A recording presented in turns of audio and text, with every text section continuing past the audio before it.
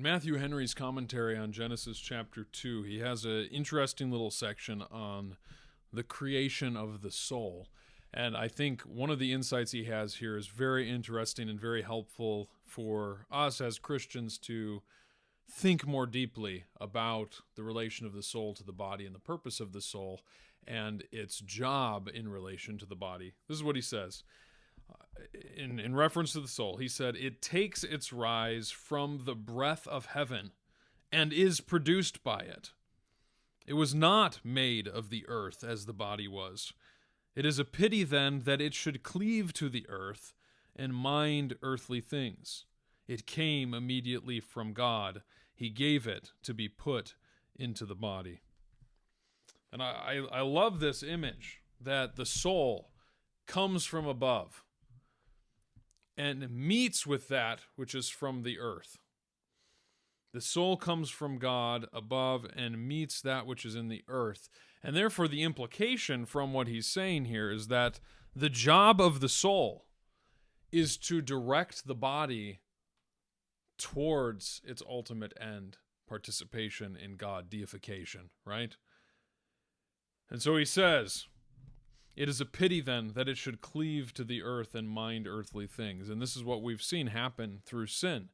We've watched as the soul, rather than commanding the body towards its ultimate end, has instead fallen to the will of the body towards earthly ends.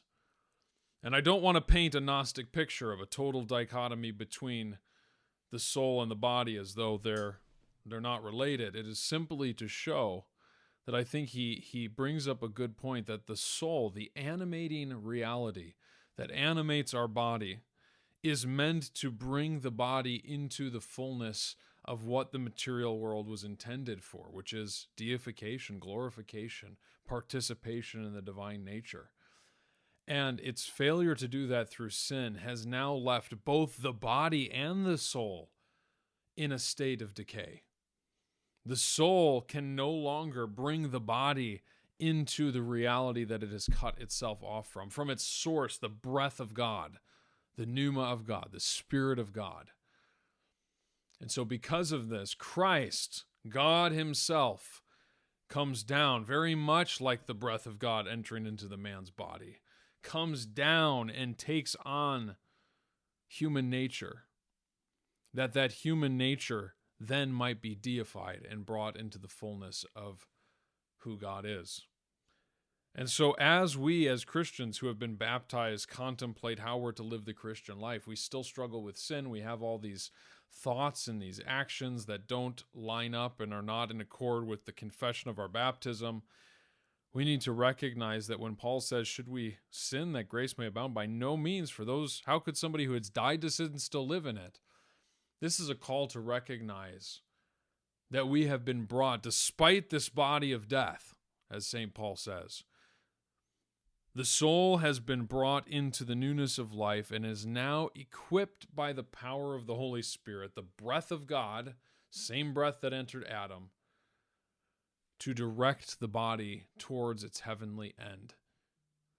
And so, in closing, recognize that. Do not allow your soul, as he says, to cleave to the earth and to mind earthly things. Instead, since it has a high origin, taking its rise from the breath of heaven produced by it, we should guide the body towards that ultimate source.